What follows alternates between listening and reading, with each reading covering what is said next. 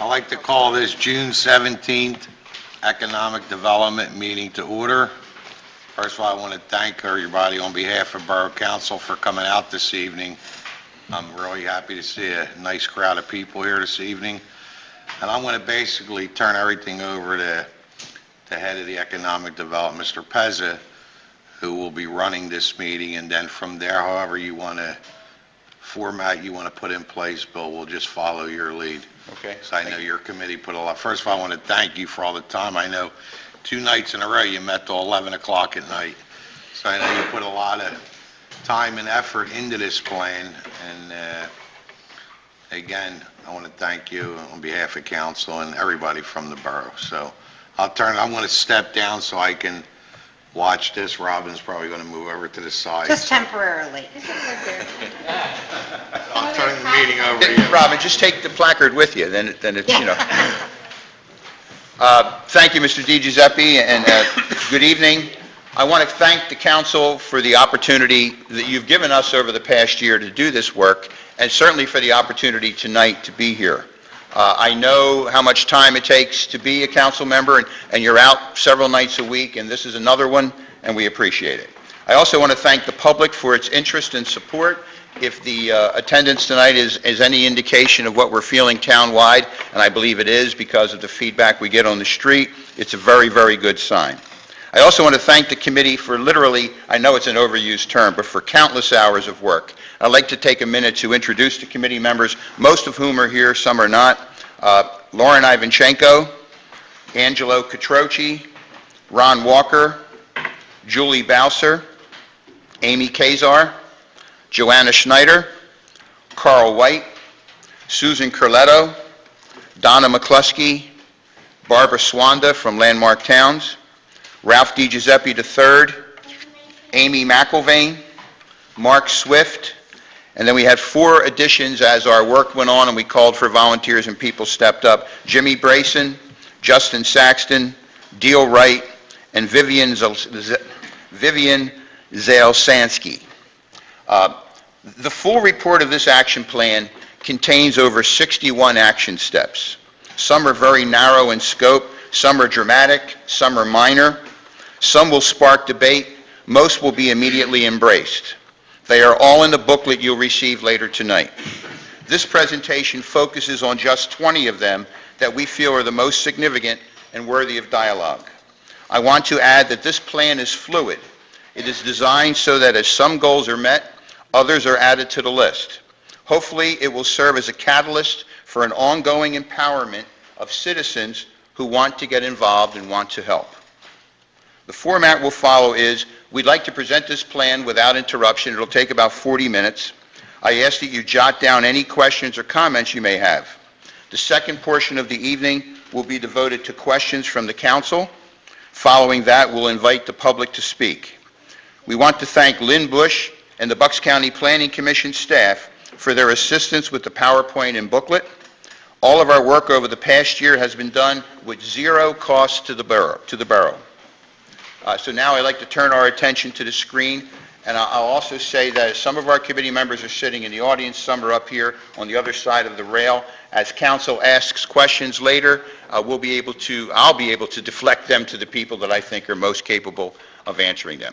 So with that, Bill, there's some people standing. There's some Yeah, we have some seats. and there's a seat up here if anybody wants to Jay, if you guys want to sit here. Okay. Okay, so let's begin. There's our beloved Bristol Borough, an aerial shot, which also shows our greatest asset, in our view, the Delaware River. Our goal from the beginning was to establish Bristol Borough as a great place to visit, live, or invest, and you've heard that term several times. First, we want to make this point very clear. The borough leadership has done a tremendous job in rebuilding the tired old bones of the town's infrastructure, paving the way for our next economic growth cycle. We have paved streets. We have signalization that is modern and attractive. We have a maintenance facility. We have up-to-date, state-of-the-art, really, service equipment that provides service to our residents in a not only an economical, cost-effective, but labor-effective way. So you guys have done a great job, and nothing we're saying tonight should be construed as implying that you've dropped the ball in any way. What we're saying is you can't do it all. There's too much to be done, and so we're here to offer our assistance and, as I said, to empower our residents to get involved. Given the large size of the proposed projects we're going to be talking about, we envision multiple action plans being launched simultaneously and managed by volunteer committees. So if we're going to talk about 20 action plans tonight or 20 action items tonight. They don't have to exist in a chronological way. They can be done, they can be launched in a simultaneous way. Now, change is never easy or without significant internal or external challenges. Not everyone is going to agree with everything we say, but things that are worth doing are sometimes difficult. And I think you'll see as we go through this that there's some actions that we simply have to take. The plan's success is dependent upon the support and cooperation of elected and appointed officials, business leaders, clergymen, educators, all resident stakeholders. We all need to get behind a plan to move Bristol forward from the private sector point of view. Over the past 18 months, borough residents have repeatedly demonstrated a strong desire to move forward through their participation in meetings and early action activities. As I've said a couple of times, we filled the Bristol Riverside Theater twice with 300 people to come to talk about this topic. The support we've had for programs that we've promoted, like the Taste of Two Cities and the restaurant spotlights, have been extremely successful. We want to build on that momentum and continue to give people things to do. Our plan has 10 pillars, 10 foundations, and I'm going to go through each of them quickly because we're going to expand on each one of them as we go along. The first pillar is that we want to make it clear that our hope is to revitalize all borough neighborhoods. This is not a plan devoted to or focused on a particular section of town. It is something for everyone, vitally important. Second, and very, very important, we want to create financial tools and incentives to support investment, home purchase, and rehabilitation. What are there, 70? The number varies, but apparently there's about 70 homes for sale in Bristol Borough right now. We think we can do things to spur home purchases, and we're going to talk about those financial tools. Pillar number 3 is the business district, the idea of creating a vibrant business district and a broader business community. We'll be focusing on that tonight. Enforcement. Borough codes, laws, regulations, we believe they need to be revisited, and we need to have a dialogue about them, and we'll talk about them. Number 5, historic resources, for protection of our historic fabric and character. We're going to be talking about making sure that we all understand that historic preservation has an economic development component to it. It helps communities. It's a treasure. It's something we can build upon, and that idea of visit, live, and invest can be directly linked to historic preservation. The arts and culture, supporting the arts and culture to fuel economic development and improve the quality of life. A lot of that overlaps, of course, with the idea of historic preservation. A strong business base. So this goes beyond just talking about Mill Street or the central business district. We're talking about expanding the business base throughout town and the surrounding area, and we'll visit that. Parking and congestion, self-explanatory. Number 9 is one that I think is vitally important, because for all the things we're going to be talking about tonight, if we don't get community involvement, if we don't get volunteers, if we don't have people step forward to say, I want to play a role, I don't think we can implement this plan. So we're talking about recruiting and organizing volunteers and facilitating communication between government, residents, and community groups. Number 10 deals with the schools. The Bristol Borough School District as it affects economic growth of the borough. We'll visit that briefly. Okay, so now we're going to take each pillar and zero in on it, okay? So again, the first one, rebuilding neighborhoods and creating financial tools and incentives. I'm going to tell you some things you already know, because I think it's important that we just be reminded of them. More than 4 in 10 of the borough's homes are occupied by renters. Some poorly maintained facades and remodeling efforts disrupt the aesthetics, the character, and the beauty of the streetscapes. And we'll talk about what we can do about that aesthetic piece. This is a map of Bristol Borough, and what we've done, just for the sake of communication, this has no impact on zoning, no zoning implications whatsoever, but we've taken the town and we've tried to divide it into 5 logical neighborhoods, if you will, or communities. Starting going clockwise, the very top at 12 o'clock is what we'll call the North Side community. On the right, the Harriman section. On the bottom, Old Town section. At 3 o'clock, or is that 9 o'clock? Let's see, is the Gateway. And then finally in the center is the Mill Industrial section of town. Again, no implications except for us to be able to communicate with each other. This next map is pretty interesting, and it's not always very encouraging. What you're seeing is each of those white boxes represents a federal census district. And the federal government gathers census data and does a lot of things with it. And what you're seeing that is a mustard color on the screen are those census districts that have 40% rental properties. So in the areas that are that color, the darkened color, 40% of the housing units in those spots are rental. Those that are outlined in red indicate that in those particular census tracts, there are at least 4 vacant rental units or housing units. I'm actually not sure which, but there's 4 vacancies in those particular census blocks. Okay, so for Pillar 1, let's talk about some action steps. These are the things we'd like to empower people to do and ask people to run with, of course, with the blessing of council and reporting back to council. First, we want to make use of existing first-time homebuyer programs. Seated in front of me is Joanna Snyder. She is the director of the National Penn Bank on Ratcliffe Street, and hopefully later on we can get her to briefly explain that there is a first-time homebuyer program that could benefit residents of Bristol Borough, and it has teeth to it. So we'll want to talk about that.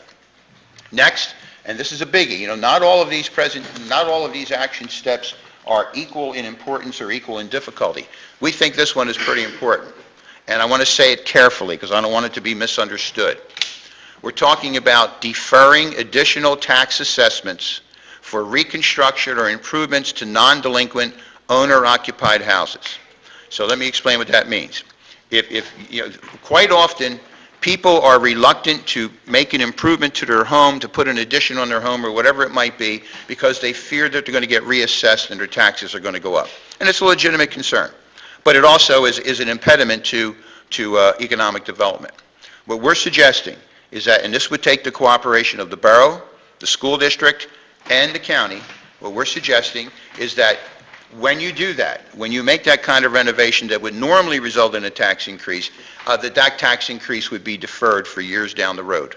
It would only be eligible for improvements to non-delinquent, which means people are already current on their taxes, current on their, they don't have citations against them, no outstanding liens, and it would have to be an owner-occupied home. Now, don't think of this as a loss of revenue, because if the people don't do the renovations, you don't get the revenue anyway. This is an investment in the future. Encourage them to do the renovations and perhaps collect revenue down the road. And again, it would take the cooperation of the borough, the school district, and the county, but we think it's doable. And this is another what we think has some teeth to it and can be exciting.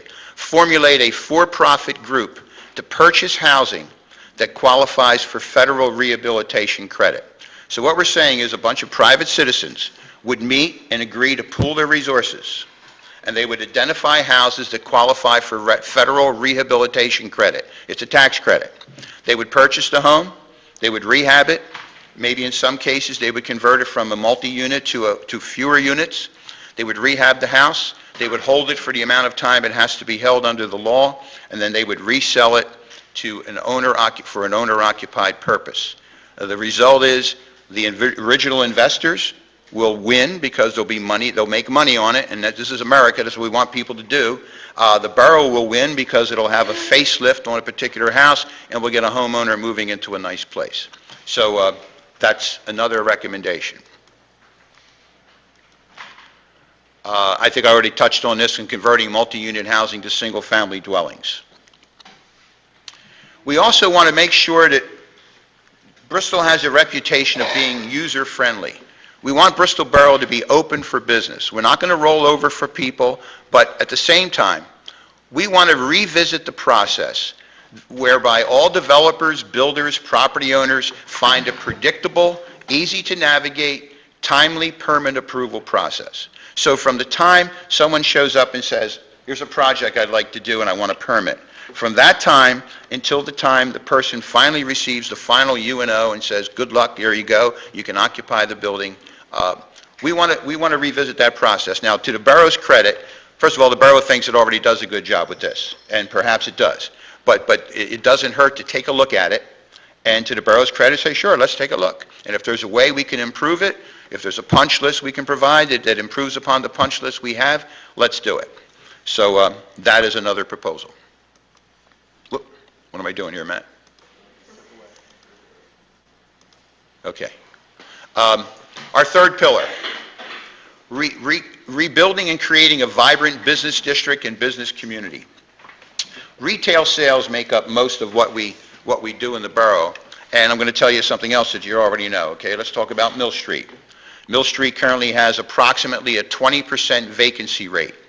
It also has no retail anchor to speak of, no big store that would draw people, and a predominance of offices and personal service businesses.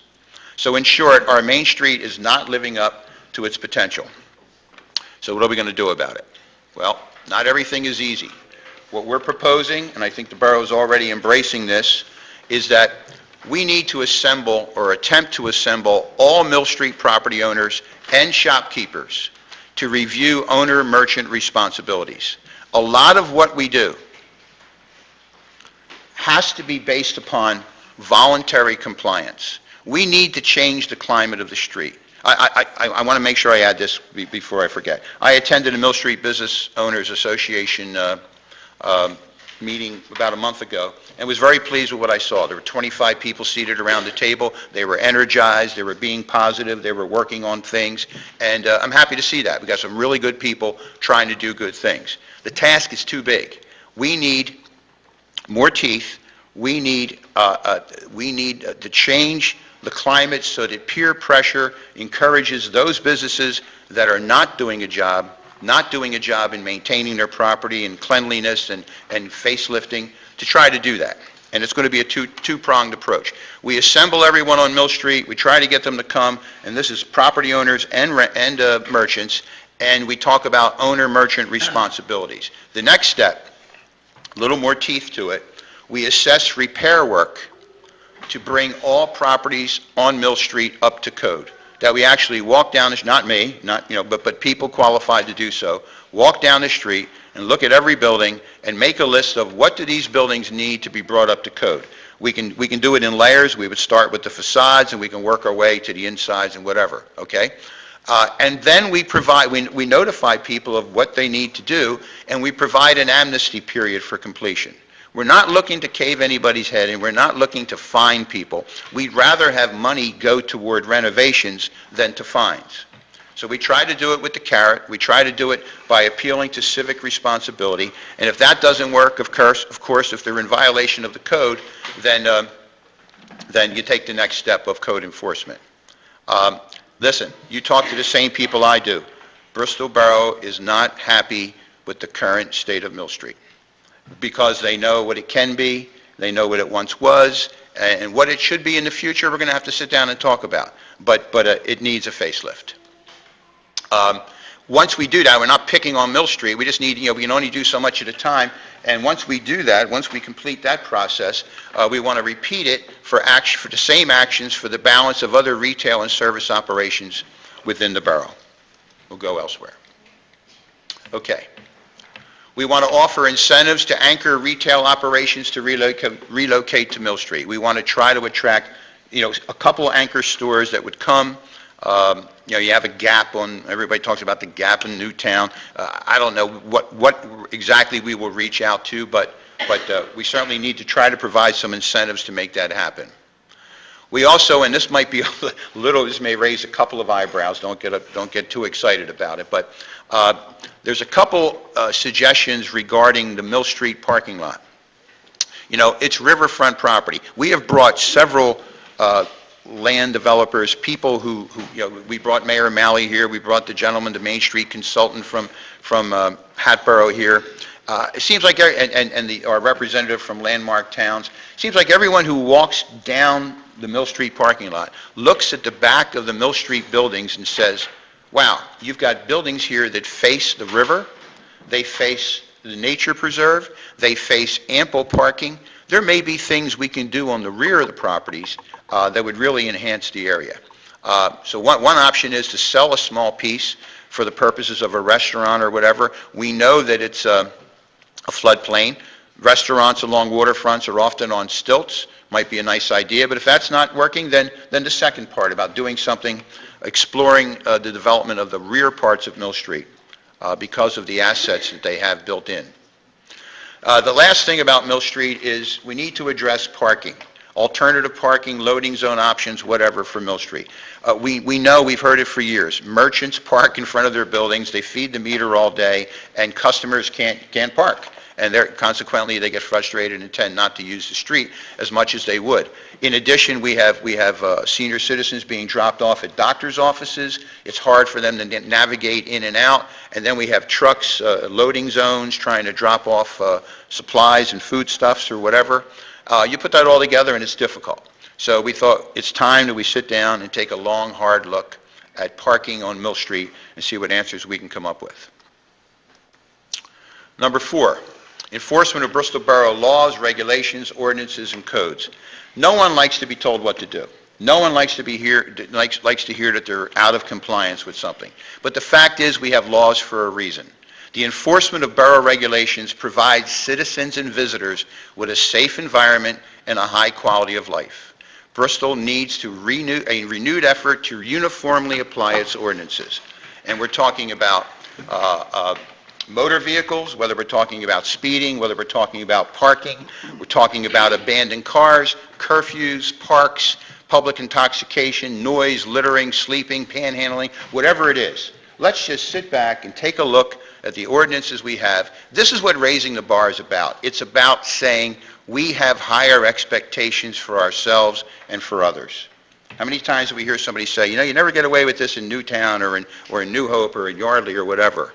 And this is not a knock on anyone. It's not a knock on our police. It's not a knock on our code enforcement people. It's simply saying, you know what, we need to rejuvenate our efforts. Let's sit down and visit these things and ask ourselves if we can do a better job and how can we do that.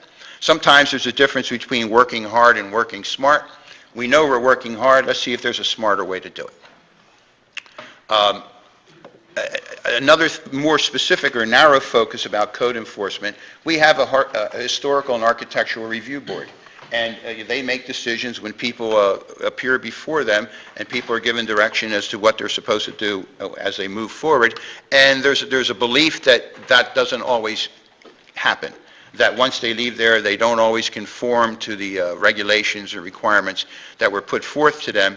And so we need to revisit that, revisit the process, and make sure that we're enforcing it with penalties for non-compliance. Historic preservation. Once you lose a historic architectural treasure, you don't get it back.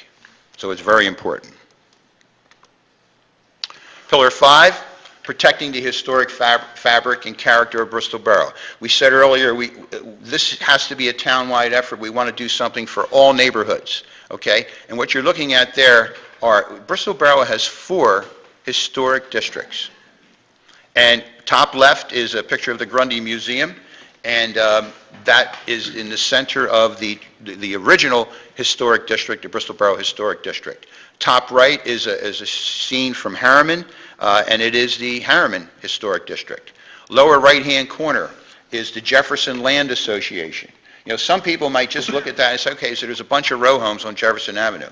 The fact is, that Jefferson Avenue stretch and some of the homes on Mansion Street and Beaver Street, they are actually beautiful homes, and those property owners who have taken the time to restore them, to respect their architectural integrity, to use materials that are conducive to the aesthetics that the street can have beautiful properties. And if we can just get neighbors to realize that if that becomes contagious, those property values are going to rise dramatically. And then in the lower left-hand corner is the Grundy Mill, which is indicative of the industrial center of town, which is a historic district in itself. Industrial reconversion is a very important aspect of economic development, and we are ripe for that. And we've already have a couple wonderful examples in town of that already happening.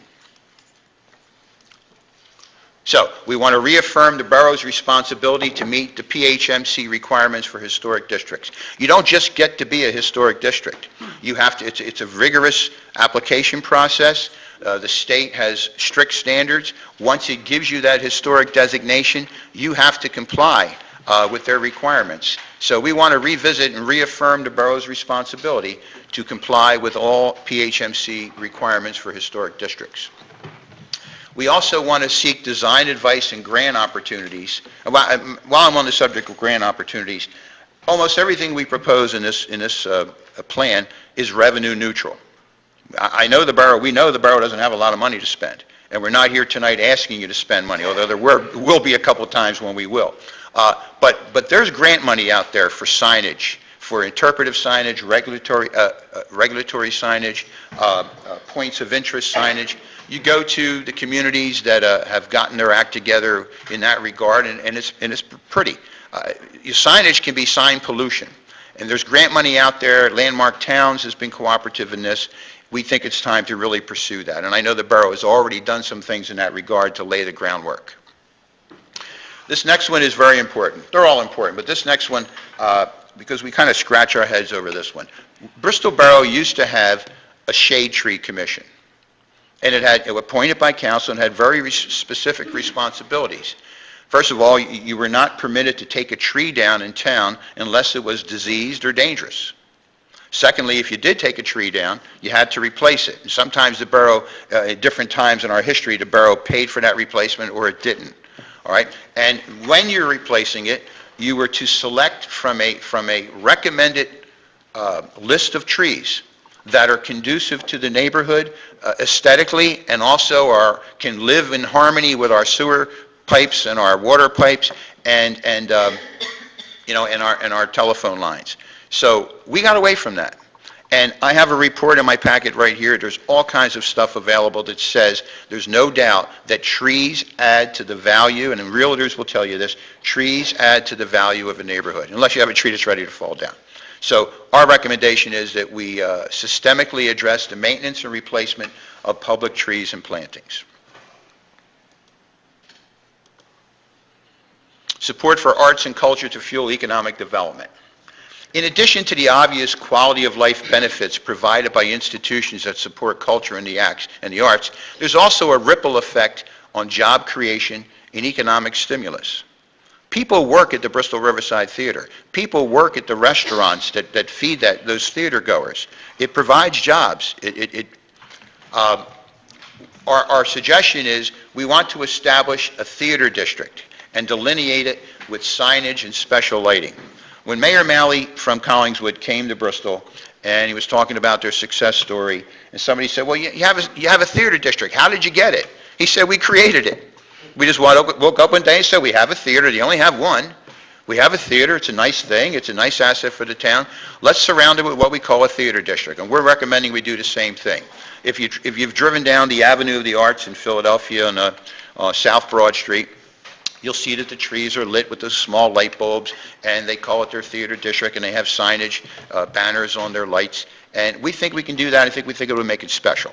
And when a realtor is trying to sell a house, the realtor can say, this is adjacent to the theater district or whatever, and that stuff helps too. We also want to establish an arts and culture advocacy committee to advocate for local support of the arts and culture. We have the Grundy Museum. We have the Grundy Library, state-of-the-art library that does many artistic, cultural things. We have the Artists of Bristol group, which is growing and is very successful. And we have the Bristol Riverside Theater. Let's put them together and let them speak. When it works, let them speak with one voice to advocate in support of the arts and culture in Bristol Borough. And I think that's redundant. I'll go on. We also want to reestablish walking tours throughout the borough. Donna McCluskey's here tonight, and I don't want to preempt what she's going to do, but if we have time later, she and the Grundy Museum have put together a really neat application for an iPhone where, and it's already, I think it's finished, it's ready to be rolled out, where you can get your iPhone and stand at a particular spot. Let's say you're standing in front of the Columbus Monument. Click on your spot, and it'll tell you about the Columbus Monument, and then you walk along, it'll tell you about the Irish Monument. You walk through the historic districts, it tells you what houses you're seeing and why the architecture is significant. It's a cool thing, and it's the kind of thing that visitors coming to town would like to see. And we can add to that with garden tours, ghost tours, historic buildings, monuments, statues, and whatnot. This is a map that would delineate the theater district that we're proposing. And basically it runs from the Harriet Tubman Monument at the riverfront all the way up to include the 1 and 200 blocks of Radcliffe, and it also includes the block that runs the 100 block of Radcliffe, Market, Cedar, and Mill. And we'll talk about that in more detail. All right, this next one is one that really needs to be treated carefully. The Bristol Business Association has been primarily focused on retail activity and has been unable over the years to attract more than 15% of the 500 commercial uses in town. And again, this is not an indictment of anyone. I think we have people there that are working very hard, but it's a fact, okay? And the proposal is that we establish a new comprehensive business association with a broad mandate to stir economic development and business of the borough at large, as well as the Mill Street Business District. So we would see the Mill Street Business District as a subgroup or a subcommittee of a larger group. That group can continue to pursue its narrow focus as it should. At the same time, we invite everyone to join. Fred Baumgarten couldn't be here tonight. He has a medical issue. He does a fabulous job with the Grundy Complex. He's very interested in getting involved in a bigger, broader, stronger business association that can speak with one voice. Imagine if we can recruit 300 of the 500 businesses in town. We need to convince doctors, lawyers, realtors, hairdressers, people that you don't normally think of as retail. We need to convince them that they're running a business in town and that anything that elevates Bristol Borough elevates their business. And we think we can do that. It's going to take a lot of effort. It's going to take a lot of shoulder tapping and personal contact. But we think the end result is cross-marketing, having the funds to market in a bigger scale, and we can do good things. We also want to become a municipal partner with the Bucks County Industrial Development Authority. I'm proud to say, and even if it's not totally true, Lynn, I think it is, that Bristol Borough was the first community to latch on to Commissioner Lockery's mission of making economic development his goal for Bucks County. And she's nodding her head yes, so I like that. And we got on that, and we've utilized the services of the Bucks County Planning Commission, and we think we've gotten some support for grants, such as the boat grant was helpful in that regard. They're talking about a proposed initiative to invest $18 million in loan programs. We want to get in on the ground floor on that. And we're not talking about lending money to Bristol Borough. We're talking about lending money to private enterprises who want to do things in Bristol Borough. So the Bucks County Industrial Development Authority is a very important entity, and we want to make sure we lock arms with them. And we think we've already demonstrated somewhat of a track record. I think the people in the county should know that we mean business, that we do this effort tonight, that we're trying. And we would be a good risk. Okay, parking. We know that parking is difficult. Depending on where you live, parking can be very difficult. The lack of parking affects the sale of homes, the quality of life, and inhibits economic growth. We need a parking study. There's going to be a lot of stuff on the slide, but basically it means, let me go back here. It's a very active mouse. Didn't want to do that either. Okay, well, we'll read all three. Let's start with the top bullet. We need a parking study, and there's grants available for such a study. We need to take an inventory of how much parking do we have, how many cars do we have, how can we best do this, what can we do? We can't just sit back and say, gee, it's a shame people can't park, because it is a quality of life issue and it's an economic development issue. We also, at the same time, want to support walking and biking connectivity throughout the borough. If you look at the towns that are considered to be cool towns, they're doing things, I think Bristol Borough can be very appealing to senior citizens because people looking to downsize can come here and find some smaller houses. They can walk to a lot of things. But you know what? It's also should be appealing to younger crowds. And younger crowds want things like dog parks and biking trails and bicycle racks and things like that. And we need to look into those things. And we're making that recommendation. It'll also alleviate parking. I think, again, without this pillar, the rest of the plan isn't going to happen. We are blessed with numerous service groups and volunteers. Historic Bristol Day doesn't happen by accident. A Taste of Two Cities doesn't happen by accident. Fireworks, the doo-wop concert, all those things are done by volunteers working very hard. However, at times their activities conflict or their efforts are duplicated. That idea again about working smart rather than working hard. And also, residents who wish to become involved often lack a clear avenue through which to volunteer. So we'd like to change that. We would like to do some things, suggest some things. First, and we've already done this, and we want to put another advertisement for it out tonight, we want to post a volunteer recruitment form on the borough website. It's there already.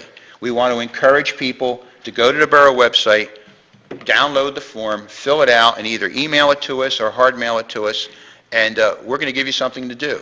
We also have posted the same volunteer recruitment form on the Raising the Bar Facebook page. You can do the same thing, download, fill it out. We also created an email address. Julie Bowser is managing it for us. It's called raisingthebarbristol@gmail.com.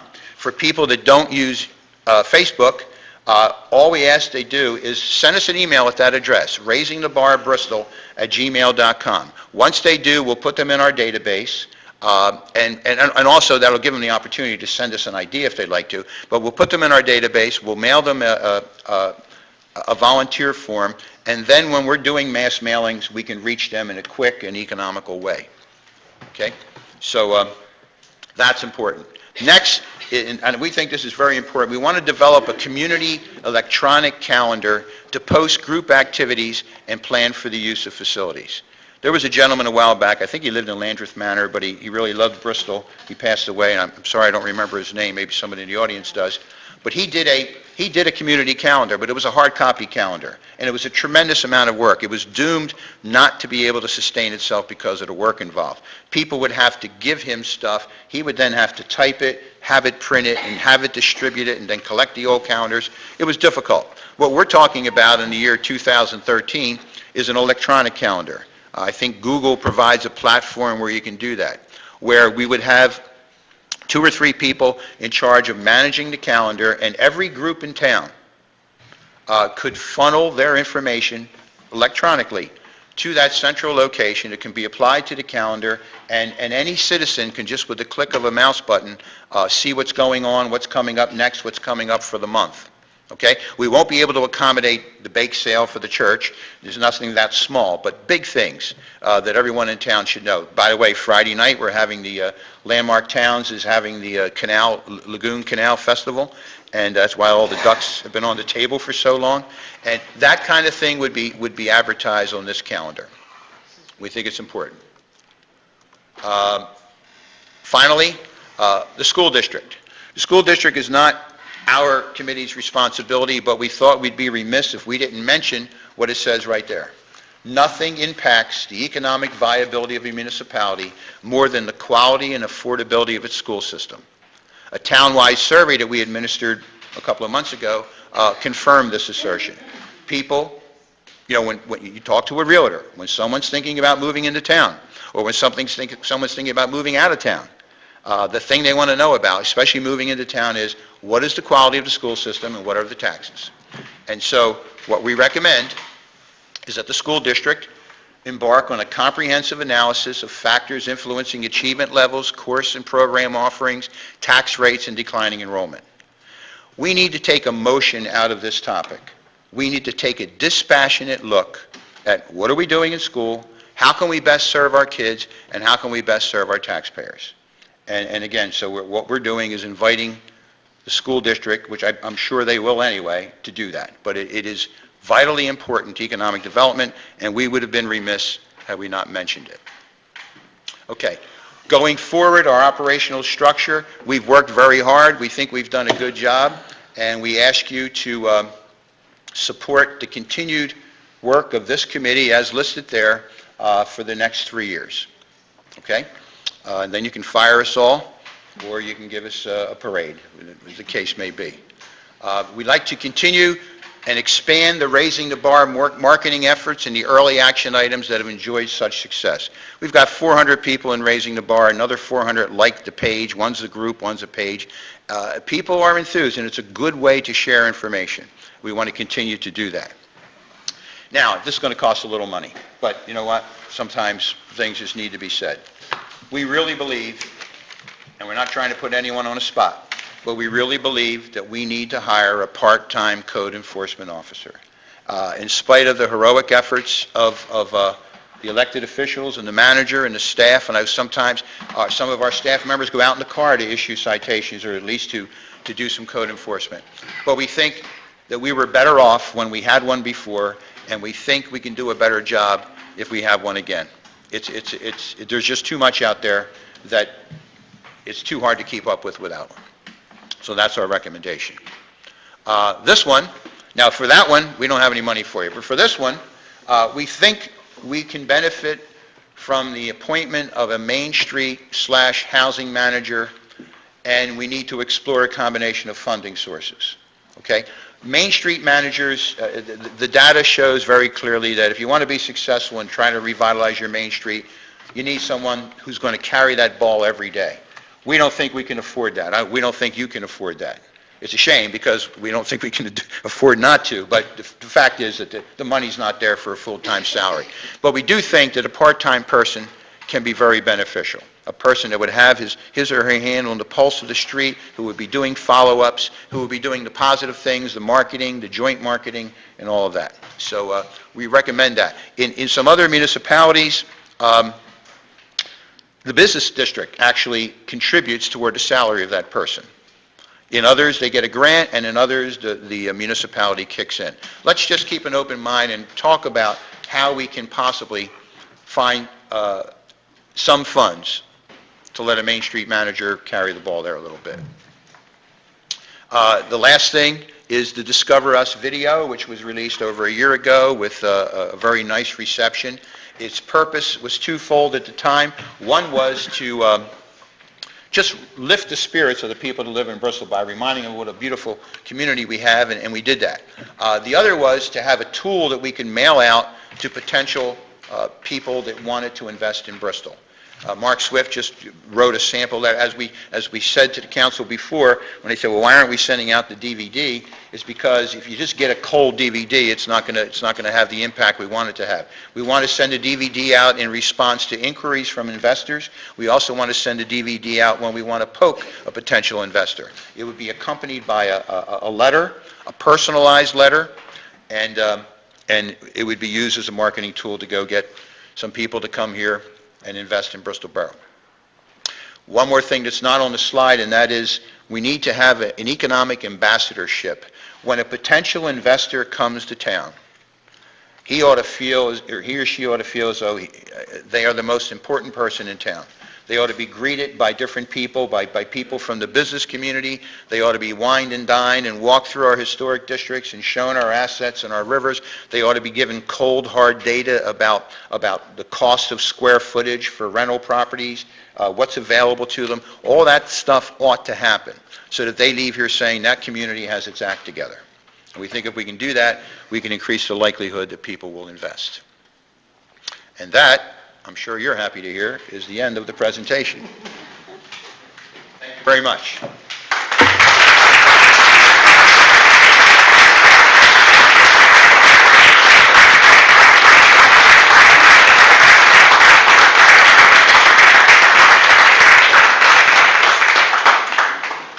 Now, that was a lot to absorb, and what we'd like to do now is allocate time first for dialogue between council and committee members. If council person has a question or an observation, if I can refer to a committee member to help shed some light on it, I will. Start with council. And also, I have booklets. Let me give you the booklets now.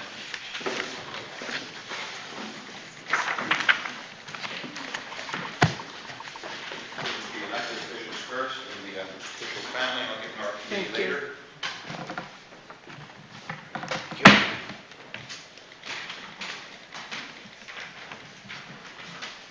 Thanks.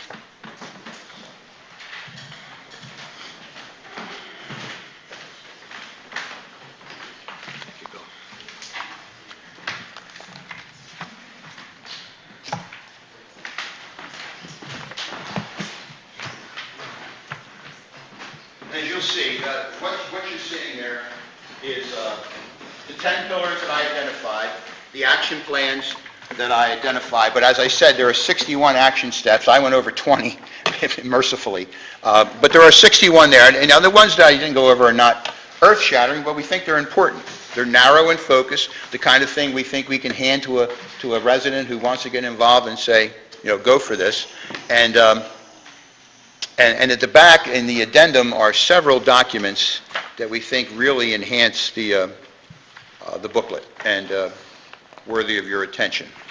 Bill, With that, why don't we have observations, questions, whatever, Lorraine? will the borough residents be able to see this report online, or how will we?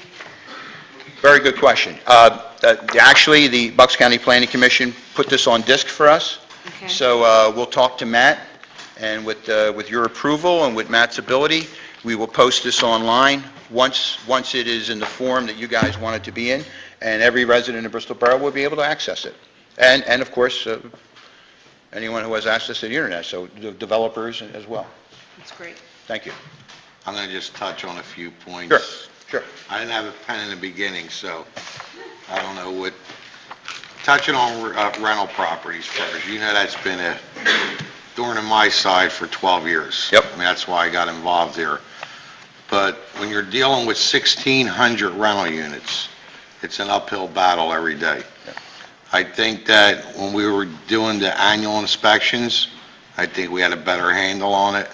We ended up going to every 2 years because it was costing, we had a lot of complaints where people were upset that it was costing $100 a year. Right. I always felt that was the price of doing business. If you want to be in the rental business, $100 a year means nothing when you're charging people, a ton of money to rent your property. But a lot of absentee landlords don't care because they don't live in this town. They have no stake in this town. And that's always been an argument of mine. So I think we need to revisit that with council, excuse me, and maybe consider some kind of an awards program where if your property is maintained all the time, you don't have to do it as often, but we still kept in place, if you move out after 90 days, you still need to get it inspected. So that's one issue I agree with. And that's one of the things we discussed, and I agree with you, that every time there's a transfer, of course, it should be inspected, and some, quote, good landlords are saying, we're getting penalized for the ones that you really want to look at. So, yeah, I think something along the middle where you get exempt if you have a good track record, and you get fast-tracked if you have citations, however you can work that out. Yeah. The Mill Street issue, I wish you a lot of luck with that. We met with all the property owners several years ago, and council's main concern was the properties from somebody visiting your town on one of the events or coming through town for whatever. You look in the windows, you see sheetrock, you see insulation, and we asked them, why don't you just do your window? Put some lights in a window, a couple pictures of something, put a curtain behind it, make it look presentable so when people are coming through town, the street looks good. We were unsuccessful in trying to do that, but we even took it a step further and said, if you can't do that, maybe just sweep your sidewalk once a week and put it in the street when the street sweeper's coming. So I think a lot of it starts with the people that own property on Mill Street. I know years ago, when we were kids, Mill Street was immaculate because the people that owned them stores lived upstairs, Right. took care of their properties, and took pride in what they did. We lost that communication somewhere. And hopefully, maybe this is something that, could come back and dealing with maybe a new organization can help. But I agree, if they can't comply, we have to start cracking down on them and let the chips fall where they fall. Listen, it's been a long struggle, as we all know. I was on council 30 years ago, and we put in the brick sidewalks, we put in the antique lighting, we put in trees. It was going to stimulate things, and it takes pride of property owners. But I will say that there are, some young property owners or these young renters who want to do a good job. And what I've heard a lot of is this could help them, because some of them are afraid of their landlords. Some of them are afraid that if they complain about substandard conditions, they'll get evicted, and if somebody will put somebody else in. So we may be doing them a favor as well. But the bottom line is, it's just unacceptable. It's just, the town is frustrated You have by it. people like, look at Design Works. They came in town 7, 8 years ago, made a major investment. They end up moving in town, they live here. Birds of Paradise, Jimmy's here, so came in town, made an investment in this town, his flower shop is now like the talk of the town. Joe's mom came in town, her clothing store.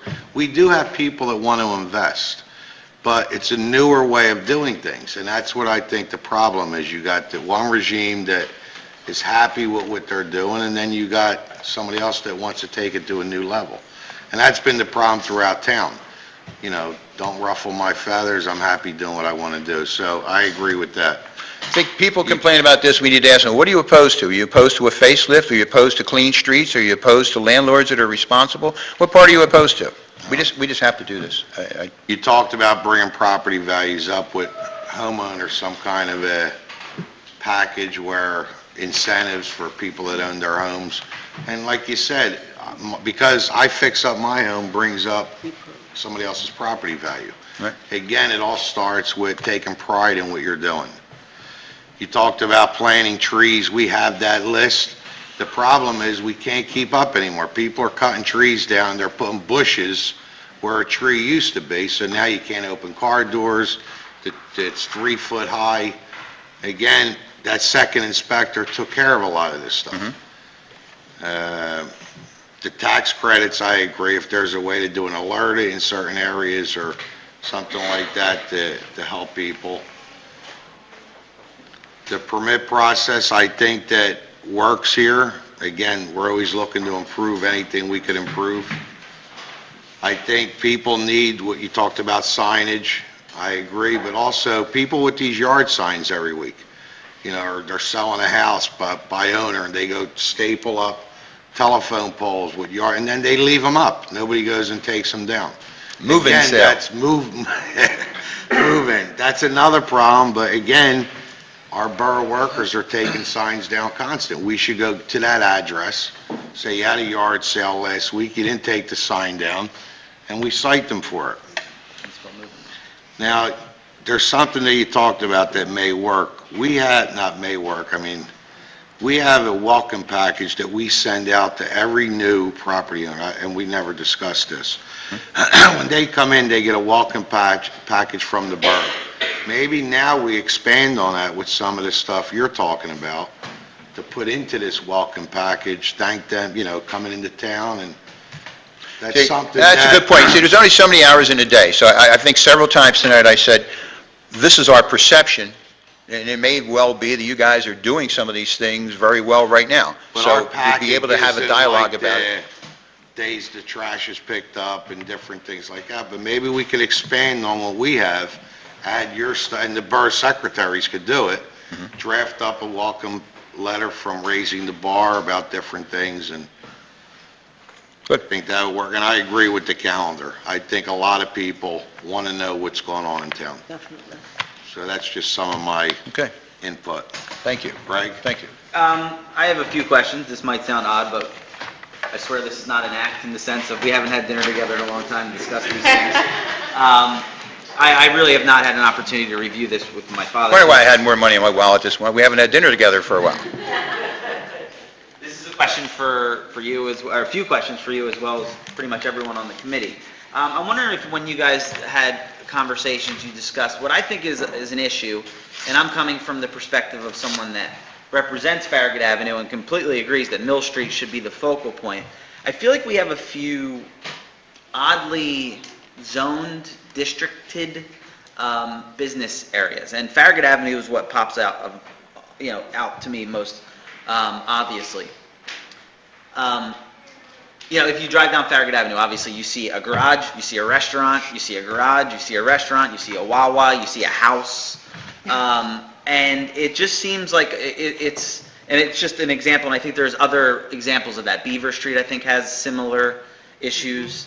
Was there any conversation or discussion about being creative with those types of districts? Obviously, it's long-term, maybe even like, Farragut Avenue, again, something that came to my mind when we're seeing what's happening on Route 13.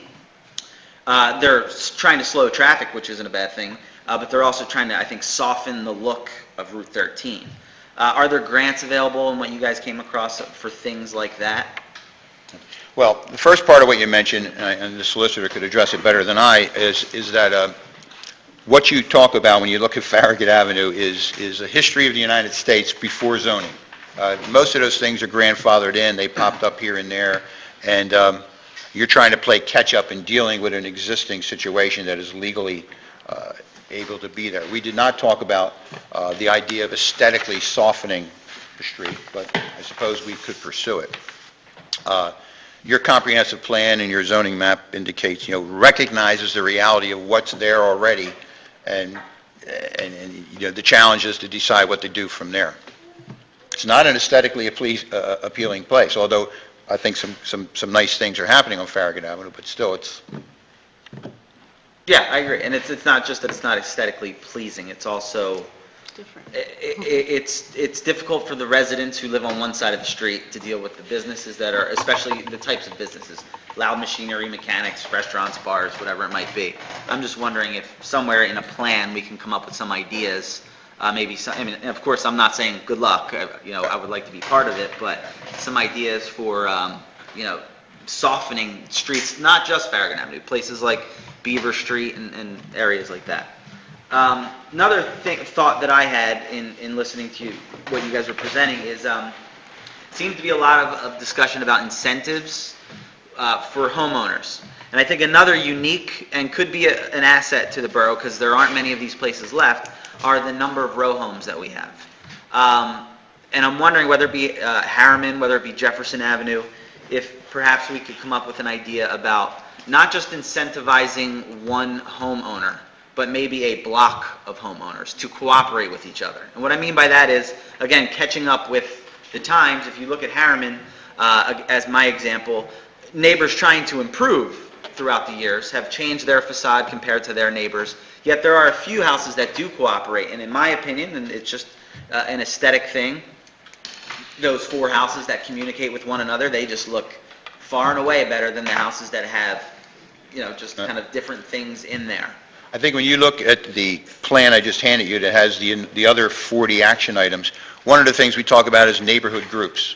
Just organizing neighborhoods, encouraging individual citizens to organize their neighbors to do things like that, to talk about joint cleanups and painting and things like that. And that conversation could lend itself to, and if we provide design assistance, we need to show people in Harriman what a quad of those homes used to look like and what they can look like with not any additional cost, just making choices about facades that make sense to the historic and the architectural integrity of the area. And I think that's a great recommendation. I also would like to see maybe if we're going to take on some ideas of actually incentivizing property owners, I think it would be a great incentive to say to 4 people that live in a row, if you guys cooperate with one another and here are some design ideas, some design plans, and you come to us as a group and say, this is what we would like to do and we're going to do it together, I think that cooperative element of the whole thing would be great, especially in a town that we live in where we are so very close to one another, literally, as far as where we live. We should recognize a property owner once a month up here. Somebody does a good job with a property and does the kinds of things we're talking about. Bring them up here and just take a minute to recognize them. Because a lot of this has to be modeling. A lot of it has to be peer pressure. A lot of it has to be just people deciding they're going to do something different. Government can't do it all. We were doing that in the Gov- past. Yeah. When Josephine took Huh? that shop over, I know everybody has to remember it was a garage, an old garage, and she turned it around into A a nice beautiful shop. salon, and it is what it is today. We brought her here and welcomed her because, one, she was a minority in this town that did something with a great property, Yep. and because we wanted to show her that we appreciated the facade that she had there, and that's the kind of stuff we have been doing. Yep. Let's do them systematically. you know. I just have two more things. One thing we did have the opportunity to speak about, and considering that I don't think you even remember totally, so maybe it flew below the radar of a lot of people, and I would just ask that we look at this. And that is when you're recommending a half-the-time code enforcement officer. That is something we actually dealt with about a year ago now, right? Where we kind of, we wrestled with that proposal, and then what we decided on at the time being was we weren't happy with our current situation with our inspectors, and they were replaced. So I know there is this long-standing belief out there that our inspections have not been so great. I'm just wondering if we can maybe look at the point where we made that change and see if it has improved. If we're talking about things that are 2 weeks old or 2 months old, then there's a problem. I'm just wondering if we do know, or if we have any anecdotal information that would tell us, or factual information that would tell us, you know, when you made this change, since you've made this change, people are really still feeling, up against it when they're trying to do. And I'd like to do clarify something. something, because it's not our in-house Oh, yes, of people course, that right. we are speaking of. Right. And that may be the case. It may be that since you had that meeting and since you voiced your displeasure as a council, that maybe things have turned around. That's why we're talking about, just have a dialogue. Just look at that punch list, look at how you get from point A to point Z in the permitting process, and see if we're satisfied with how it goes. And then my last thing is just a recommendation, and that is about the video. Do you guys have it on YouTube? If we do, I'm not aware of it. Do we? Shay says we do. Okay, because obviously linking it to a YouTube, just if you're a business owner and you're getting a piece of mail and you have a video that's on DVD, some people don't even have DVD players anymore. And another maybe just idea would be, because it's a lengthy DVD that could go on for some time as far as someone that's actually interested in investing, maybe a trailer, like a 3-minute mini version that we could put up on YouTube that That's a good says, idea. if you're actually interested in watching this video, here's what you might say. Okay. So. Lorraine. I'm not sure, but I think Greg just told me I'm old. I'm not sure. I think he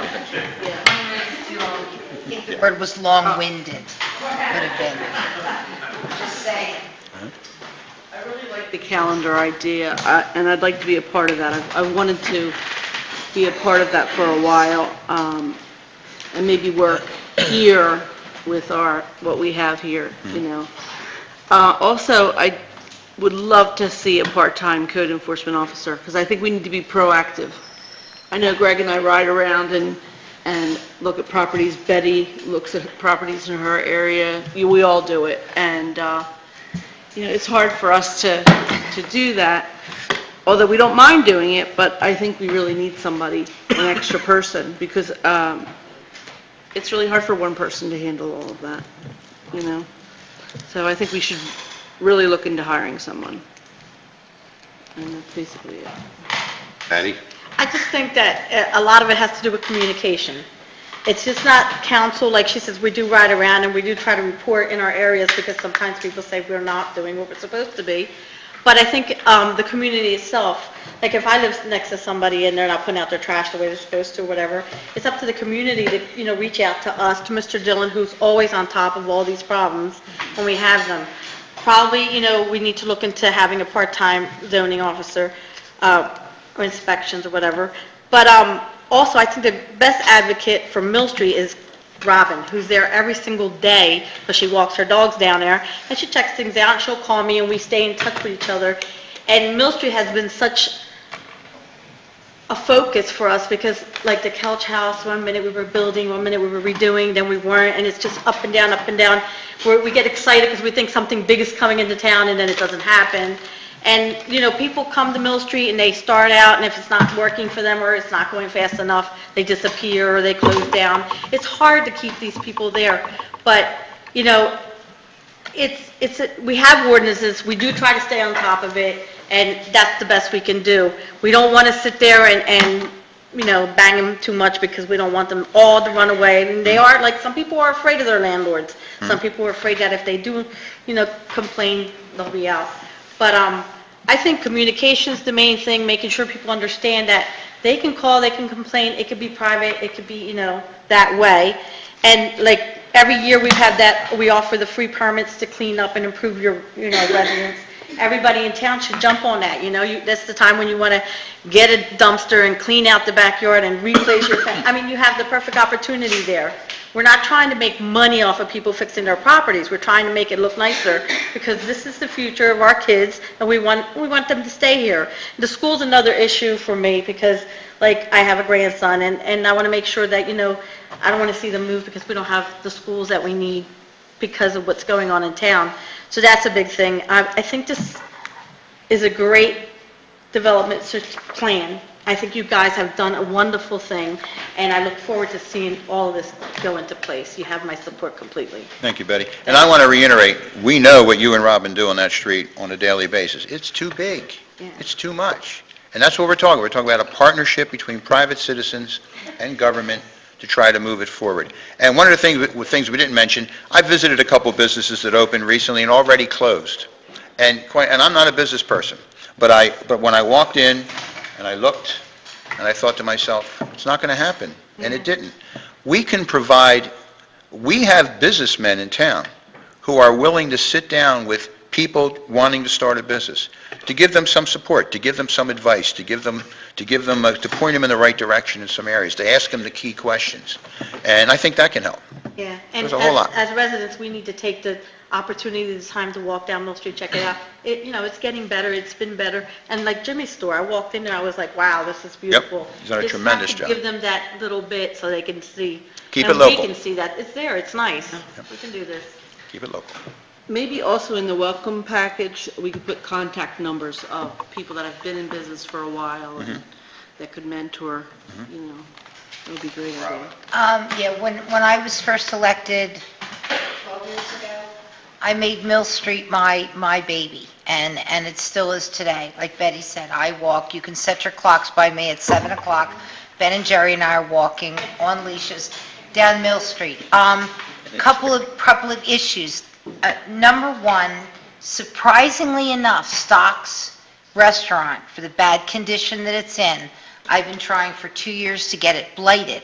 One of the ways that you get it blighted is it has to have all these citations against it, and there's no citations against it.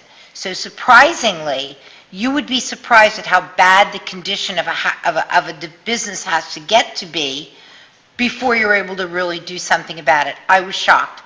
Went to John Miller, I said, I show me all the citations against Stocks, I'm going to take this to the board, and there weren't any. So that's I think, one of the issues. And I'm going to say it, even though it's not going to be very popular with some people, that I don't think you'd call it a business in the theater district that goes from Radcliffe Street to Cedar Street. I don't even know what it is. It's a brick building, and the windows have been boarded up, and for as long as I've lived in Bristol, that building has stayed that way. Yep. So before I start to pound away at the people, which I'll get to, on Mill Street, something has to be done about that building. Right. And we all pass it up as if we're, it's that no talk rule in an alcoholic family. Like, oh, we know Dad's drunk again, but that building's a disgrace. And it's, again, you go there on a Friday night and the Couch House is booming and the King George is booming and the theater people and Bobby's got, and that property sits that way, and it drives me crazy. And you know what, Robin? It's a beautiful building. It could be something really nice, or it could be removed, one or the other. I brought it up the other day at an enterprise zone meeting. Yeah. The problem is unreasonable owners. We had an hour meeting with Bob White at the enterprise zone, and he went on to talk about, he actually drove through Bristol and he found all these other properties that Greg and I hadn't identified. And I said, you think we don't know what they are? We know what they are, but you've got people that just don't care. And they're property owners, like that building on, and like stocks. So Yeah, I meant- I don't know how you address that, guys. I really don't. As far as Mill Street goes, it really has gotten better. We attracted, thank God for Nicky Marino, who started, which was the best thing he could have done, his little kiosk thing. So out of that came Joe Marie's. On Mill Street, we attracted Jimmy. We attracted the new store that came. It's getting better. The biggest issue, and I don't know whether I had thought at one point about having perhaps, and I hate to use the term, block captains. They have to clean up their streets. Definitely. And I'm saying it, I mean, if people don't like it, email me. Dr. Berg's office, I guess it's a physician's office. The cigarette butts it is a disgrace. So you've got this nice, brick sidewalk, and the business association has improved. I went in there about a month ago, in a tie road. Jimmy will attest to it. I went in there. And bottom line is, I had a very good talk with the gentleman who's now the president, and they really do want to work with us. And I've promised them, and I'll be the liaison. I'm going to go to their luncheon. I will speak. I will support whatever you need from this council. We are willing to do in order to keep Mill Street going. A few years ago, when Donna Boone was here for Landmark Town, she did this great thing and said, we should clean up Mill Street. And my theory is always, if I was a councilman and my ward was, let's just say Buckley Street, I would get a broom and I would get a trash can and I would say to my other councilmen, let's go sweep the street. And I always thought that you could kind of inspire other people. Then people would come out and say, it's a great idea, let's all help to clean the street.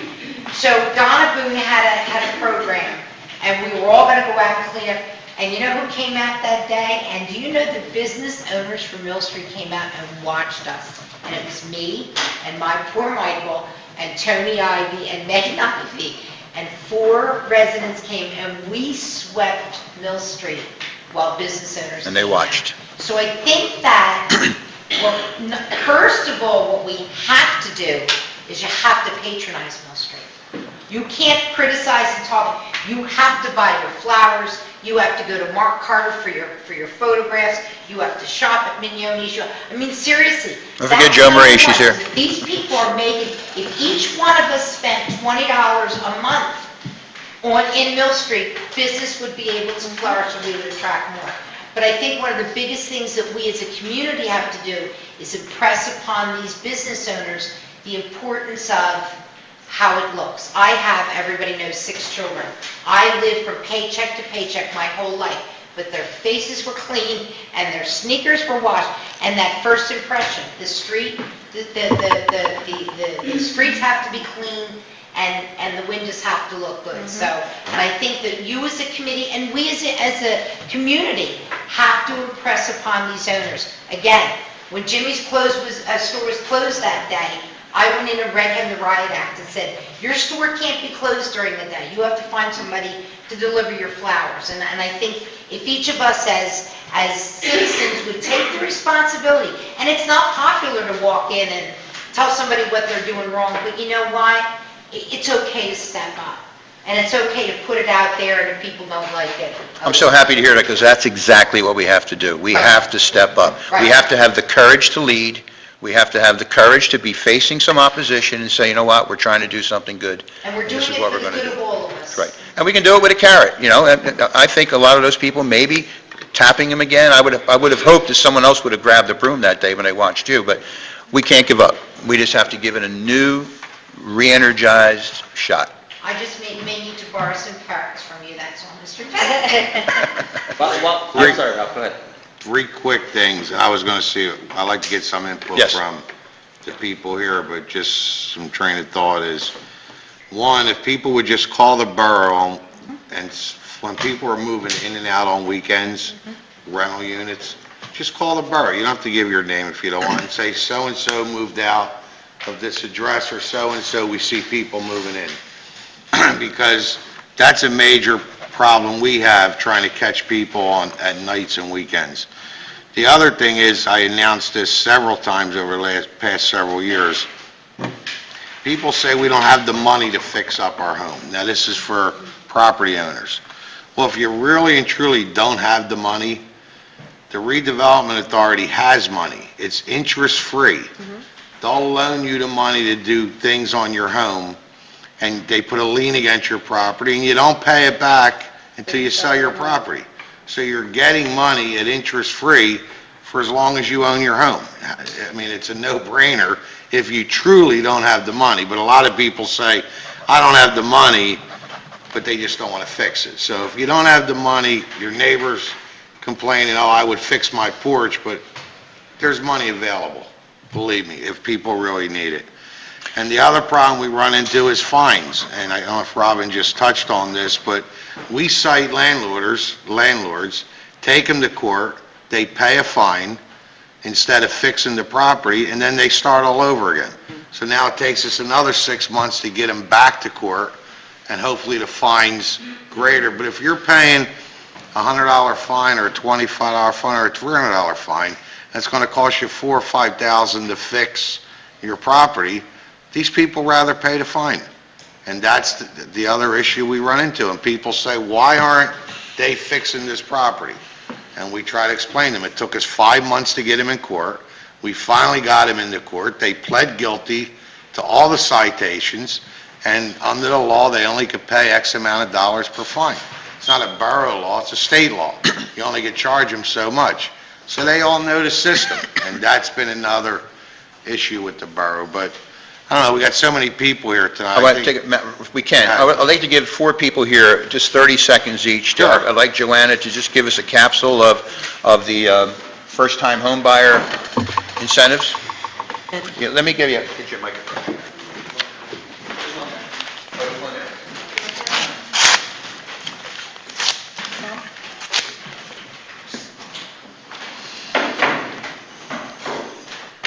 Thank you. As you know, our committee is really committed to home ownership, and I think that's what we're looking for. And part of not only my bank, but all of the banks in the community, we have what's called a community redevelopment plan. There's community home loans available for home ownership for the low to moderate income tracts, and Bristol Borough falls into that tract.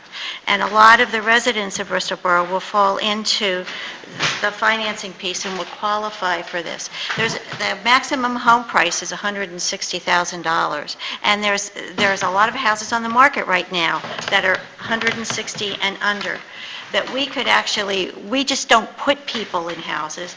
We give them training, we give them home buyer education courses. We work with them, and if they qualify with the income, we lower some of the levels for restrictions on as far as credit and everything is concerned. So we work with them to build up their credit, get them into the houses, but then we don't want to see them fail. We work with them after that. We have grants, and we give them money to actually fix up that house. If they want to buy carpets, if they want to put paint in the house. So this is a really good program. The maximum that somebody would actually spend to get into a house is $1,500. But in most cases, we actually take back a lot of the fees, and we'll do 100% financing. And this is part of the Community Redevelopment Act to help low to moderate income in the community. So it's a good program. Thank you, Joanna. We have to publicize it better and We try do. to facilitate its use. We do. Lynn, as an outsider, although you've spent enough time here now, you're no longer an outsider, we're making an honorary citizen. I just wonder if you wanted to comment on it in a general sense.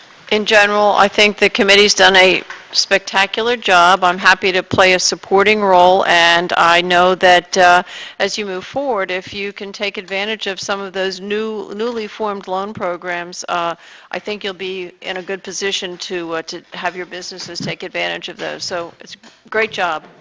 Thank you very much. Amy Kazar is the managing director of the Bristol Riverside Theater, and it attracts 42,000 ticket holders a year. I wonder if Amy would just like to share something about economic development and tourism and theaters and whatever. Sure. This one? Sure. I'm not exactly sure what you're looking for, but I can tell you a little bit about our audience and the impact of our audience. That'd be great. Okay. So, as you said, the audience is about 42,000 ticket holders a year. And there are quite a few studies of the economic impact of those ticket buyers. And in the northeastern suburbs of Philadelphia, ticket holders spend an average of $37 every time they see a show in addition to their ticket. And that $37 is typically spent in local businesses. It's spent in local restaurants. It's spent going out for a drink after the show. So all of that money stays very local. And that comes out to about $1.5 million a year for the businesses most local to BRT. That is in addition to the impact of the company itself. So that's excluding the money that we spend locally building sets, hanging lights, paying people, all of those things. In addition to that, our audience is generating $1.5 million. The theater supports, I believe it's 87 full-time equivalent jobs. And in addition to that, there are the jobs at restaurants and gas stations and salons and everything else that are supported by the clients. So it's a massive number really from that theater that goes into the local businesses, which I think is part of this idea of creating a theater district, even though we only have one theater, is about how you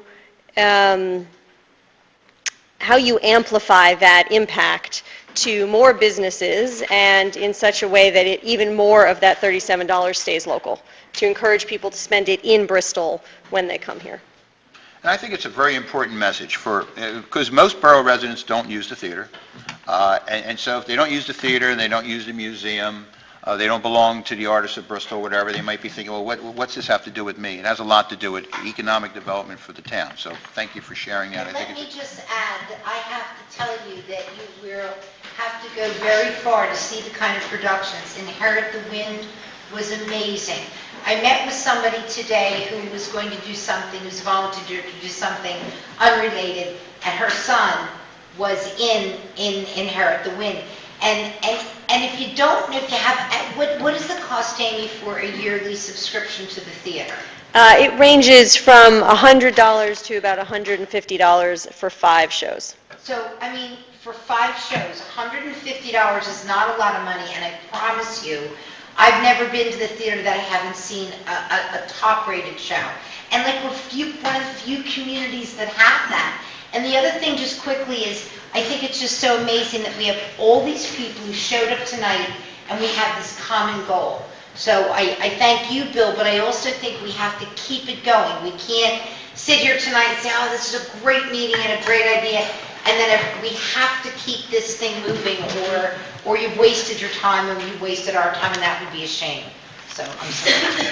Thank you, Rob. Thank you. Mark Swift in the corner asked not to speak tonight, so we're going to hand him the microphone now. Mark really did yeoman's work behind the scenes with so much of what you have in the document in front of you. And Mark, I just wonder if you want to comment on either historic preservation or economic incentives or the merger of the two, whatever you're comfortable with.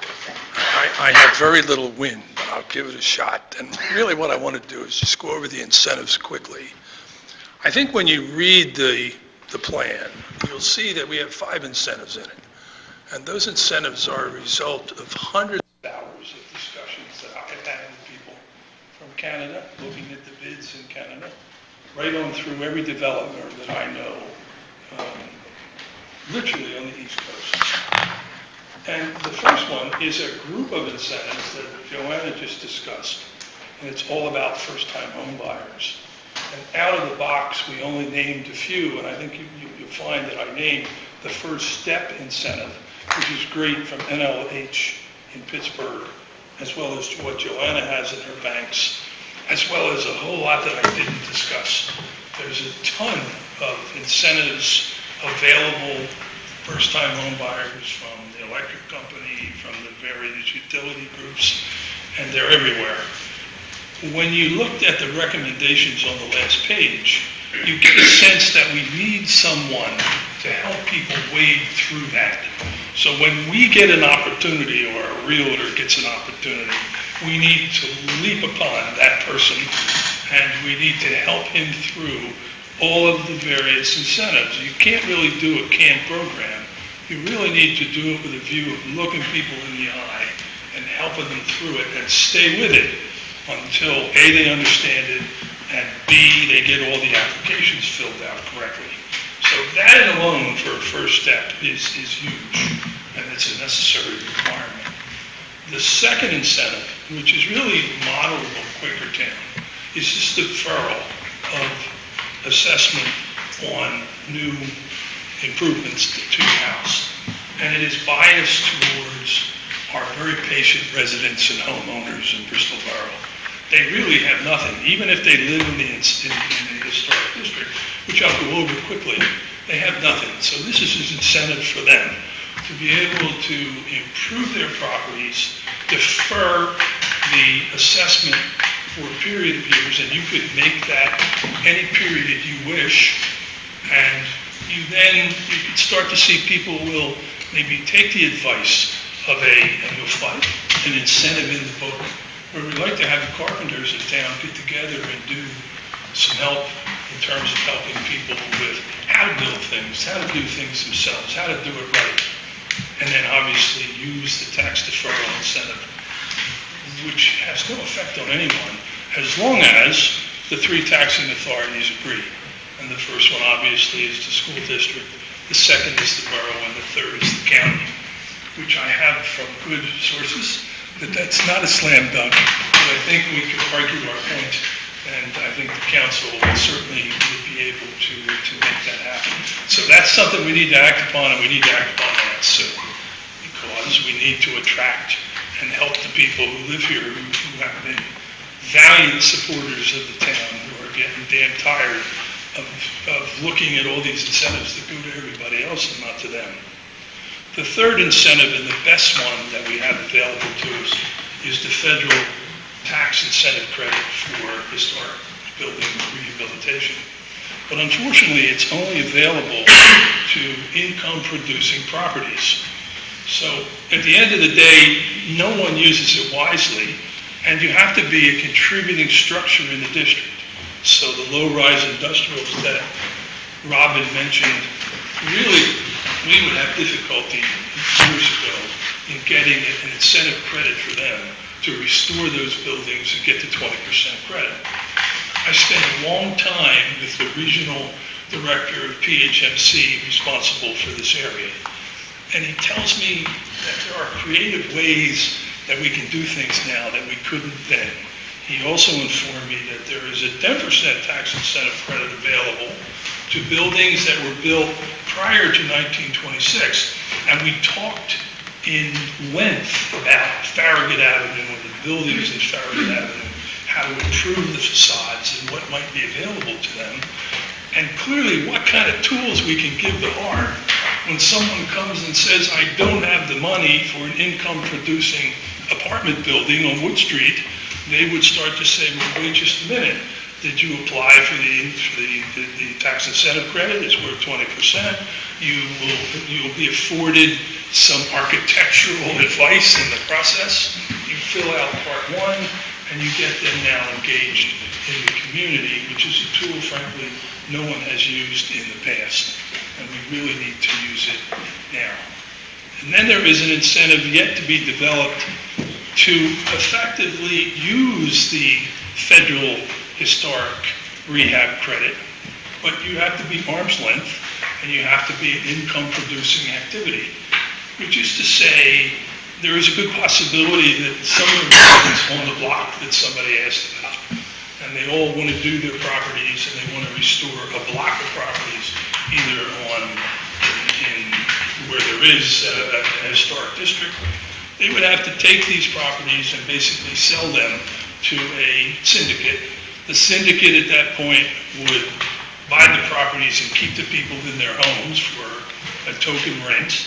Those owners would at that point become non-owners, and they'd have to pay the taxes. It would have to be arm's length, and the waiting period is 5 years. And I only know of one place where it has been done, and it's been done in Seattle, Washington, and it was very successful in an area that is potentially as difficult as some of the areas that we have on Cedar Wood, all around town. You know, the most beautiful part of town is how you come in to the houses and the porches along Otter Street. I mean, it's a spectacular street. Imagine what you could do with that if you restored 3 or 4 blocks of those houses, what that would look like with some antique lighting and turn those neighborhoods back into, and they're not even in the historic district, but they all would qualify for the 10%. And could that syndicate be the one that you guys recommend, or you hope to exist? We are keen to start using some of this wonderful 40,000 visitors, and they're not 40,000 visitors, but they represent 40,000 tickets. I mean, imagine if we go out and we say, now, we have developed a theater district, and we have a block, and we want somebody to come in and take a look at this, somebody that we may know, somebody that we don't know. But we start kicking around the actual spending potential that 40,000 tickets has. And we start talking about low-rise industrials that could be gone because they are not contributing buildings in the area. I mean, the developer would come in who would want to do the whole area, not just 2 or 3 buildings. Right now, there's probably 10 of those buildings are for sale in that block. And the rest of them could be had to the right people for the right reasons, with, in fact, the view of the borough's forward-looking plans of having rebuilt its infrastructure as well as what it has planned in the future. And there's what we need to be working at. We need to Wining and dining those people. Well, Those are the people why that not? get to be wining and dining. You think about how it all works. You convince somebody to come in that you know, and you bring them to the borough hall to meet borough employees. Everybody has to have it right. You know, you got to knock it out of the ballpark. From there, you go meet the business district. And you want representatives from all the business districts. You want somebody from retail. You want somebody from big business in town. People who have the town and interest in that at their heart. And then from there, you go and you meet the code officers and you start talking about, before you ever get them to invest their due diligence. All the people I know, they wouldn't put 2 cents in due diligence until you pass the smell test. And you have to pass it, and you have to have laws, and it's got to look right. And you can't have people sleeping on park benches, and all of the activity that is in that plan that ties it all together. And of course, the 5th incentive is trying to give someone an incentive which is not revenue neutral now. Now we got to dig in our pockets to be able to take a multi-flat and convert it back into a single house. It's not easy to do, and I can tell you, I've done it twice. It's not an easy deal. It's a big deal.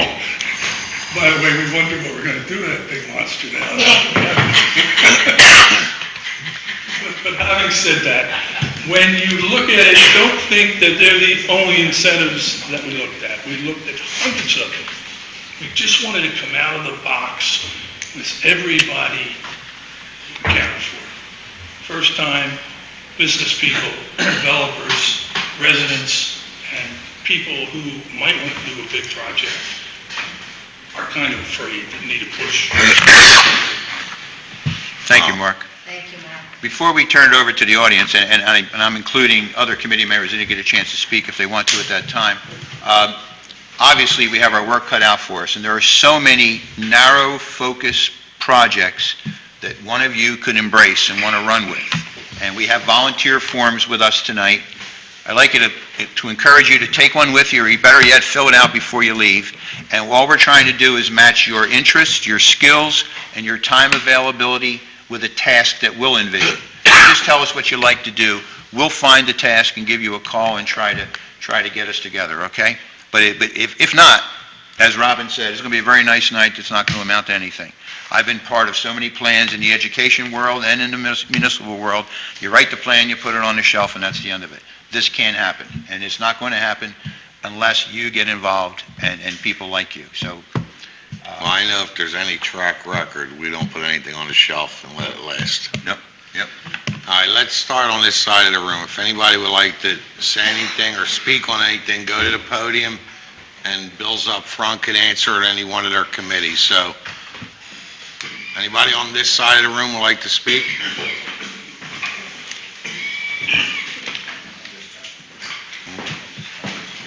want to state your name and all for the record? Eric Skowski.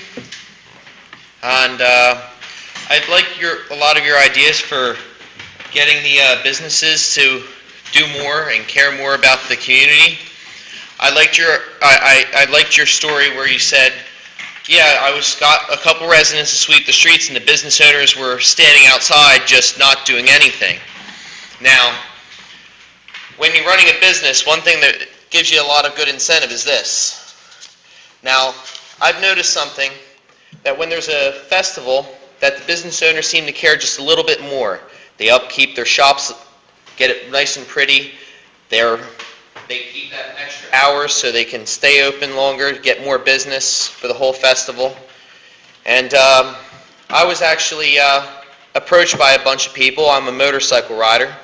There used to be a bike night here, and it has to be sponsored by a nonprofit. They lost the nonprofit, and there's no way for somebody to just say, I'm a motorcycle hobbyist. I want to have my event here without having a nonprofit sponsor it.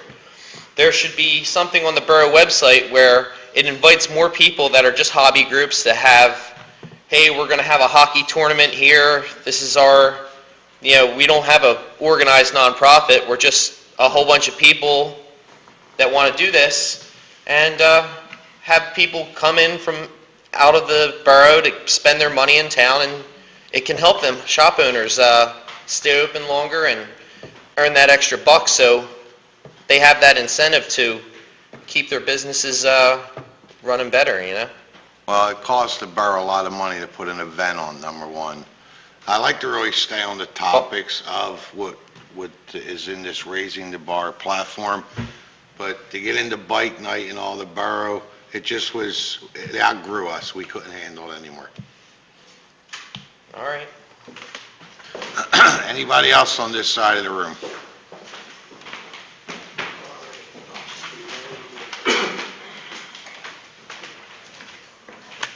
Hi, Joe Saxton. I want to commend the committee for putting together an outstanding presentation. With the 10 pillars, I think the key thing that really stands out to me is at least 3 of the principles that I think we've always keyed upon, which is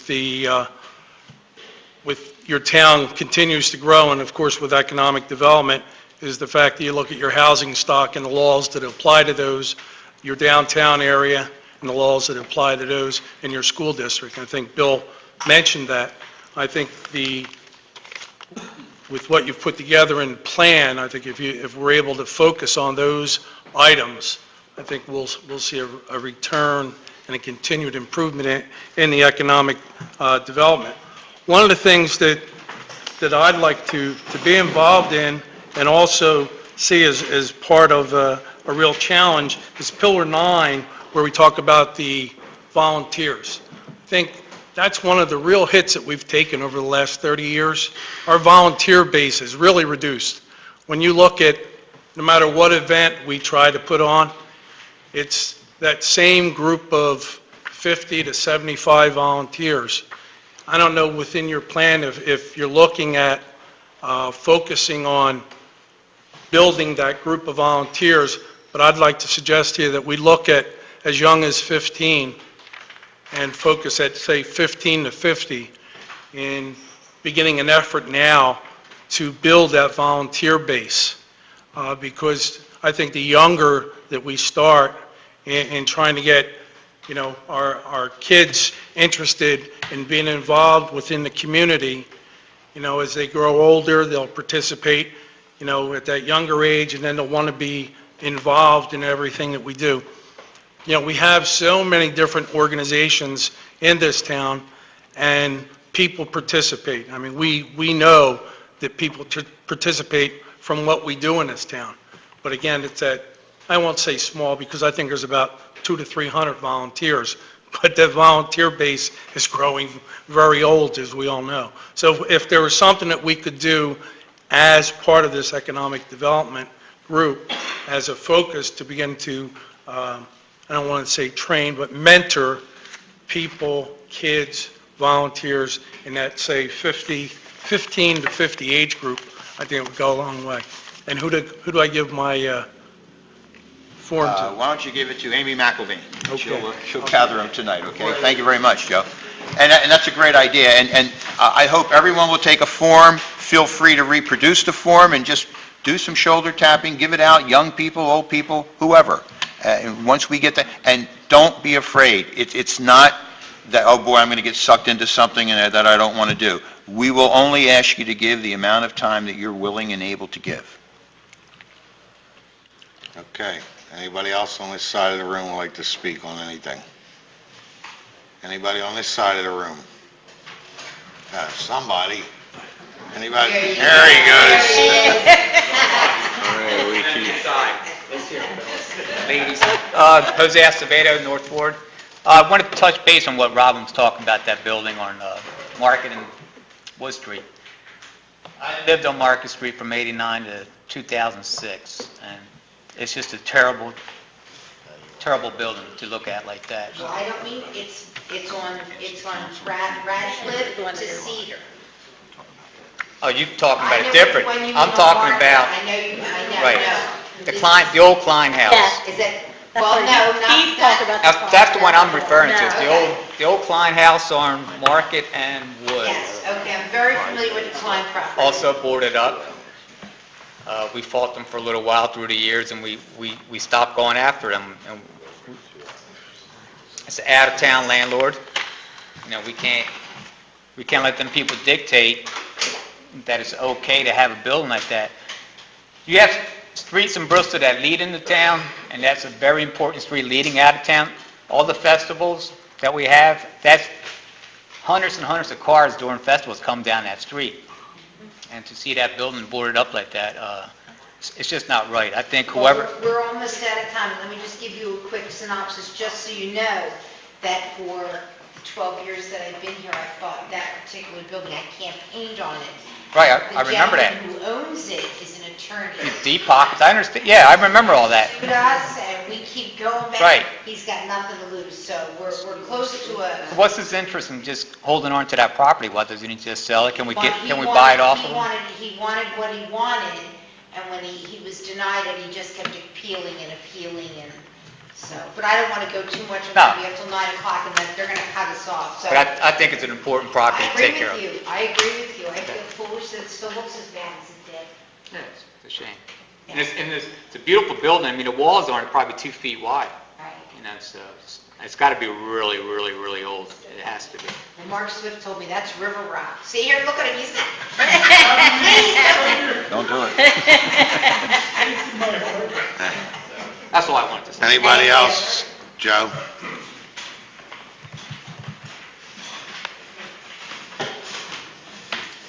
Yeah, Joe Nelson from Wilson Avenue. Just a couple things real quick. Number one, tonight is success for me because I got hooked up with Mark Swift, who I went to grade school with, and I haven't seen since the 8th grade. So after 50 years, Mark and I hooked up again. You know, we were friends back then, and I would still consider him a friend today. There's a lot here that has to be digested and turned about. The building you're talking about, I think, used to be a car dealership at one time, many, many years ago. Am I right? Yeah. And why it's gotten so bad, I don't know. But there's times that we have to look at maybe getting money off the redevelopment authority and actually using eminent domain to take some of these properties over, throw these people out of town. If they don't want to do something on their own, we may have to take the initiative to throw them out. You know, use eminent domain to acquire the property. We'll fight the purchase price in court. It's better than a 12-year battle because it would have been resolved a lot before this if we would have done that. So there's a lot of things to do. New businesses coming into Mill Street. The Lower Bucks Chamber of Commerce has an excellent program called the SCORES program, Service Corps of Retired Engineers, that can help these businesses establish a business plan, get them aimed in the right direction. It's a no-charge asset. We've got to look at this. We have the Rotary into town. We have a lot of service organizations that can help these people as well. So these volunteers have got to look at every aspect of it and establish a game plan. One of the things that has always come back to me, people say, why don't we have a nonprofit that can go in, buy a house that's dilapidated, fix it all up, sell it, use the profits to fund the next house? So we would have to get a group of people to establish a nonprofit corporation to start doing this. But they are steps in the direction you want to go. Now is the time to do it with the boat docks coming in, because there's nothing to make you happier that every Saturday and Sunday those boat docks are filled up with people walking up and down Mill Street, going in and participating with the vendors. Thank you. A couple of things just want to add before we leave. I'm sorry, go ahead, Bob. You have anything, Bob? I just want to say, I want to thank the committee for putting this plan together. Excellent committee, excellent plan. I do a lot of traveling on the weekends as a motorcycle rider, and when people find out that I'm from Bristol, they say Bristol is the best kept secret in Bucks County. I think with this plan, we will no longer be the best kept secret. We will be the best in the county. I just want to thank Mr. President and the committee for what they have done, and we're all their influence. And I want to say, this is a real tribute to this council to sit here tonight and listen to, because they work hard and have had such success and done a phenomenal job of bringing millions of dollars of grants into the town. And so to sit here and listen to us spout off about what we think we need to do next is a tribute to them and to their self-reliance. And it's a good thing. It's a good kind of a working relationship that we need to build on. And the second thing is fill out those volunteer forms. And third, I'll leave it up to the solicitor and the manager and the council president to decide where we go from here, but we would like you to do something in July. I think if you adopt the plan, that doesn't mean you're agreeing to do everything that's in it. I think it means conceptually you're saying, move forward, and as we come to you with things that need council approval that are in the plan, you'll approve them as they come forward. I think that we'll make this an agenda item for July to approve your concept plan. And before we do leave, I don't think people realize the knowledge that's in this room and the experience that you, Mark, you bring to the table, is beyond what anybody can comprehend with the companies you deal with and the time and effort you put into this. I know personally how busy you are, and I want to thank you, but hopefully we could build on this. And Joanna, with your knowledge, and Lynn from coming in, always supporting us from the county. So, it means a lot to this town and to this council. I think, you may have your naysayers, but everybody knows what direction we're moving in. And I think just last thing is that we're all in this together. So, thank you. And there's people on the other side of that aisle who run corporations and who manage, have significant business responsibility and take the time to be on this committee. And just because they're sitting back there, doesn't diminish their importance. And I want to recognize, I don't know if they did, Gene Williams from the Grundy Foundation for being here this evening and spending the last few hours with us. And partnering up with the borough on other things means a lot to us. Thank you. 9 o'clock, we're right on schedule here. Thank you very much.